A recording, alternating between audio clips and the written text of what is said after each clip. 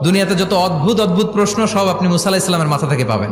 বিভিন্ন বিষয়ে আল্লাহরে প্রশ্ন করতেন। সাইয়েদনা মুসা আলাইহিস সালাম আল্লাহরে বললেন, আল্লাহ আপনি আমার এমন একটা জিকির শিখাইয়া দেন যে জিকিরটার শব্দ আপনি আর আমি ছাড়া কেউ জানবে না। দিনে রাতে সব সময় এই জিকির আমি করব, আপনারে ডাকবো, কিন্তু শর্ত হলো এই জিকিরটা জানবে শুধু আপনি আর জানবো শুধু আমি। আল্লাহ বললেন, মুসা পড়ো লা ইলাহা ইল্লাল্লাহ। মুসা আলাইহিস সালাম কয়, মাবুদ এটা তো জাতীয় জিকির, সবাই জানে। আমি তো চাইছি এক্সেলেন্ট একটা জিকির, কারো কাছে নাই, শুধু আমি জানবো আর আমি পড়বো। আল্লাহ বললেন, মুসা এই লা ইলাহাকে যদি এক পাল্লায় রেখে দাও, তাম বিশ্ব, সাত আকাশ, সাত জমিনটারে তুলে যদি তুমি আরেক পাল্লায় রেখে দাও, লা রাজাহাত কাফাতু লা ইলাহা ইল্লাল্লাহ, মুহূর্তের মধ্যে লা ইলাহার পাল্লা ভারী হয়ে যাবে।